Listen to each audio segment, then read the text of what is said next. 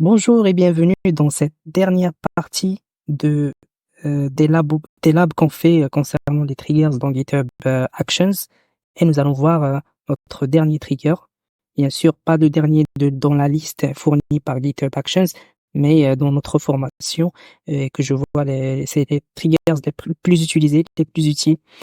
Donc là, aujourd'hui, après avoir le pull request, le push, le, le schedule et le workflow run. Maintenant, on va voir le trigger workflow dispatch qui permet de déclencher des workflows avec des clics manuels à partir du repository GitHub.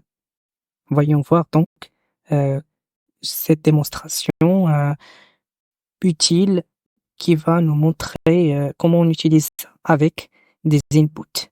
Le dernier type de trigger, qui est aussi ça commence par un workflow qu'on a déjà vu, c'est le workflow dispatch, mais on l'a vu très brièvement.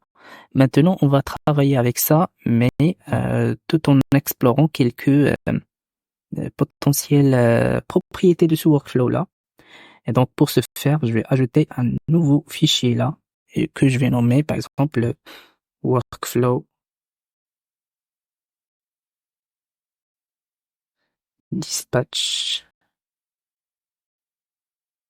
tout simplement. Et voilà, pardon, là, c'est un fichier YAML.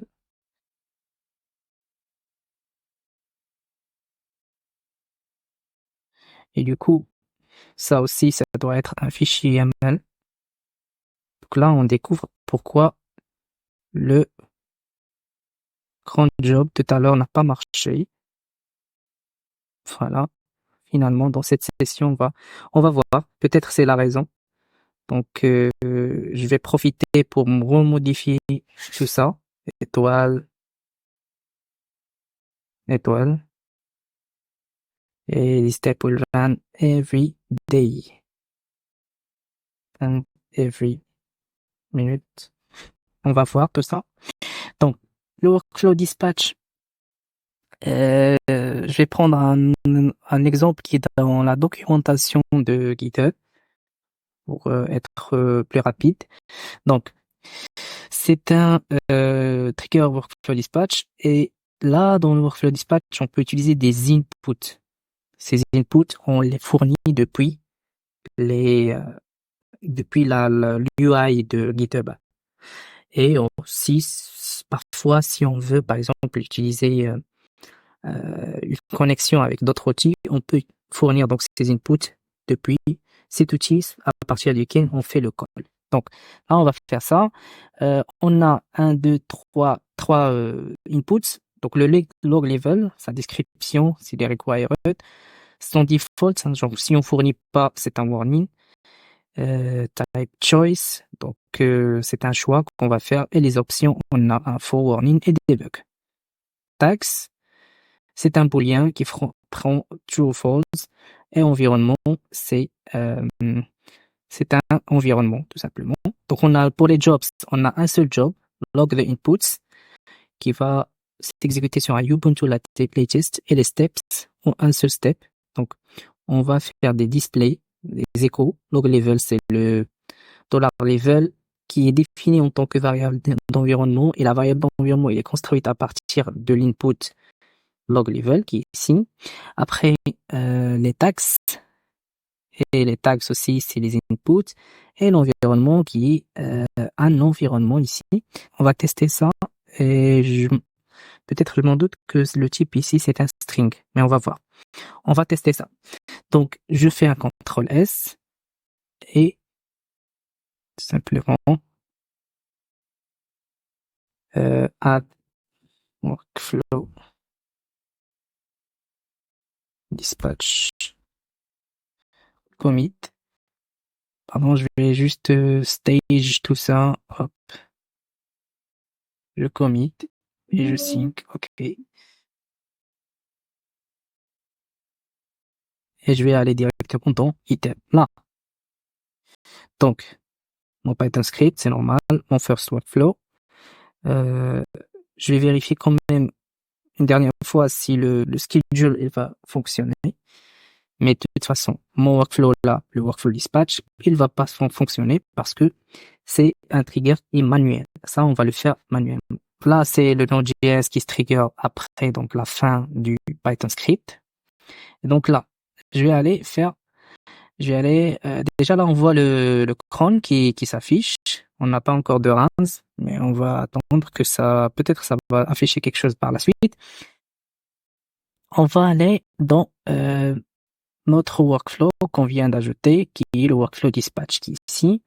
Je fais un run workflow ici, donc je suis sur la branche main, bien sûr.